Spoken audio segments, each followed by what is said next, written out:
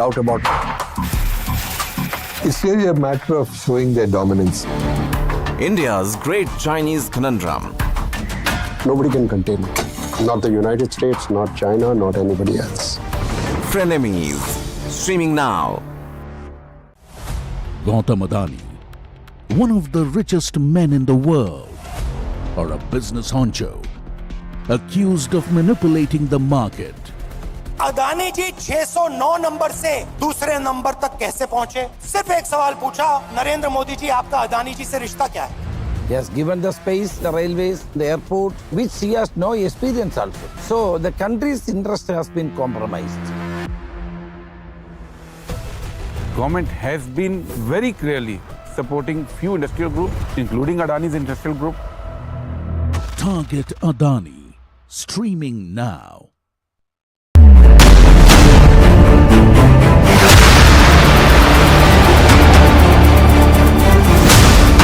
BrahMos. Stealthy, lethal, precise.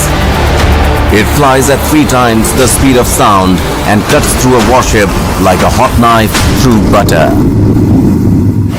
China's navy has threatened its neighbors, and they are turning to the BrahMos for protection. The warship killer. This and more streaming on world's first news OTT, News9 Plus. Download now.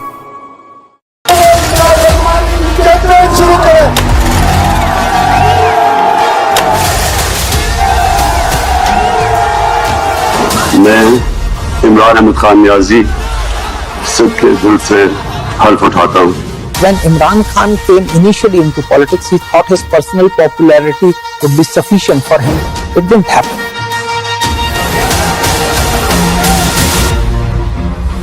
The retired military generals are openly saying that Imran Khan is a better choice. Imran Khan may have bitten a bit too much, more than what he can chew. Implosion. This and more streaming on world's first news OTT, News9 Plus. Download now.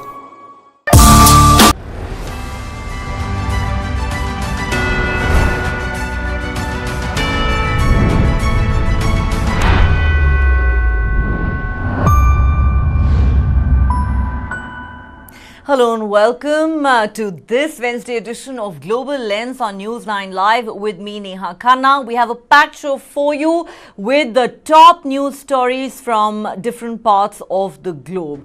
Our top story today is from Afghanistan. If you thought, after everything that's happened in Afghanistan in the last 2 years since the Taliban takeover, that things couldn't get any worse for the women of that country, well, the Taliban have decided to prove you horribly wrong. In the latest of the endless tools of oppression employed against the Afghan women, the Taliban have now gone ahead and banned beauty salons across the country. Thousands of beauty salons across Afghanistan have been forced to close down permanently following an order from the Taliban authorities. A diktat that cuts off one of the few revenue streams available to Afghan women while also robbing them of the last available cherished space that women had for socializing. Remember, these salons were all run by women and were often the only source of income for scores of Afghan households, as well as one of the few remaining opportunities for the oppressed women to socialize away from home. The letter was issued by the Taliban government on the 24th of June. This order has been enforced now a month later. The letter conveys an order from the supreme leader, Hibatullah Akhundzada. The ban targets the capital, Kabul, and all Afghan provinces, and had given salons throughout the country a month's notice to wind down their businesses. The letter offers no reasons for the ban. As is always the case, this move too has drawn widespread criticism from human and women's rights defenders around the world. On Tuesday, the United Nations said it was engaged with the authorities in Afghanistan to get the ban on beauty salons reversed. The UN mission in Afghanistan took to Twitter urging the Taliban to halt the edict, saying, "This new restriction on women's rights will impact negatively on the economy and contradict the government's stated support for women entrepreneurship. Beauty salons had mushroomed all over Kabul and other Afghan cities in the 20 years when the United States-led NATO forces occupied the country. They were seen as a safe place for women to gather and socialize away from men and provided vital business opportunities for women. But ever since the Taliban captured power in August 2021, following the withdrawal of the NATO troops, the life for the women of Afghanistan has been a living hell in every way conceivable, with every single right being snatched away from them. Thousands of women government workers have either lost their jobs or in some cases are being paid to stay at home. But the beauty salon ban will see at least another 60,000 women lose their income from work at some 12,000 salons. This is according to the Afghanistan Women's Chamber of Commerce and Industry.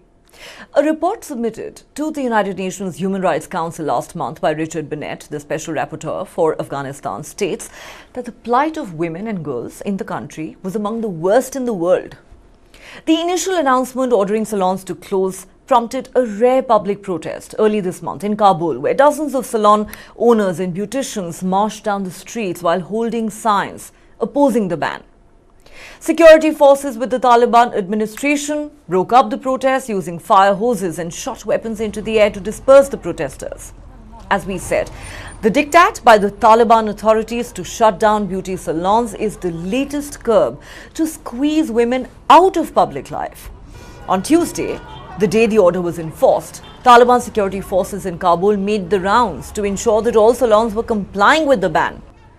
According to the Taliban administration's Ministry for the Propagation of Virtue and the Prevention of Vice.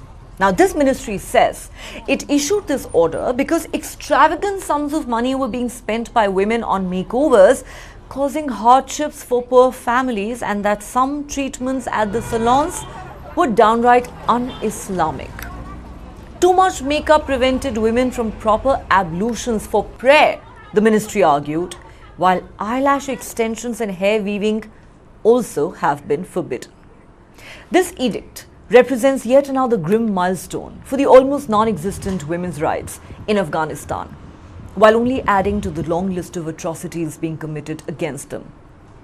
Since the Taliban seized power 2 years ago, the Taliban government has steadily rolled back women's rights, barring women and girls from most public spaces, banning girls and women from high schools and universities, essentially imposing a ban on their education, prohibiting them from working with local as well as foreign NGOs, banning them from parks, fun fairs, gyms, you name it, ordering them to cover up in public, even barring them from traveling any significant distance without a male relative.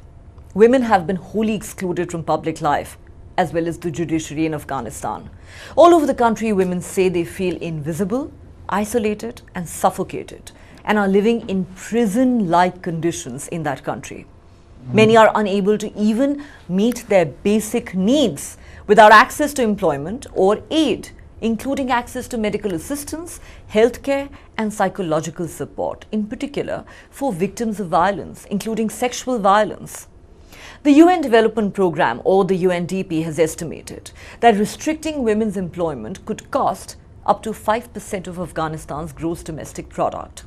Amnesty International has reported a drastic increase in the number of women arrested for violating discriminatory policies, such as rules requiring women to only appear in public, with a male chaperone, and to completely cover their bodies. The rates of child marriage have also increased alarmingly. As per a report by the United States Institute of Peace, in public elementary schools, the Taliban have been appointing women trained in the regime's approved madrasas as teachers and principals. The Taliban ordered them to enforce the regime's requirements for women and girls to wear all concealing clothing. In recent weeks, the Taliban's Virtue and Vice Ministry in some schools has instructed principals to examine the bodies of girls as young as 10 or 11 for signs of puberty, and to expel from school any girl who appears older or whose body is beginning to mature. The success stories of great nations bear witness to an equal share of women's contributions. Conversely, the escalating atrocities and regressive laws imposed on women by the Taliban hinder their legitimacy and demonstrate their incapacity to govern in alignment with global standards. Such actions attract heightened criticism and further underscore the Taliban's inability to operate within the framework of a modern governance system. And yet, this is a regime that hopes to gain acceptance and legitimacy from the international community. Well, things seem to keep getting worse and worse for the women of Afghanistan. Let's now take a quick break here on Global Lens. But don't go anywhere, there's lots more coming up on the other side.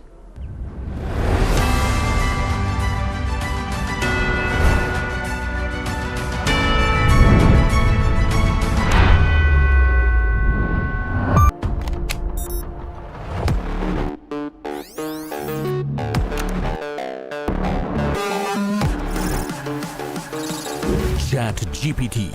It can generate codes and human-like responses through text, write stories, and do a lot more. I work in a newsroom with anchors, researchers and scriptwriters, graphic artists, producers, video editors.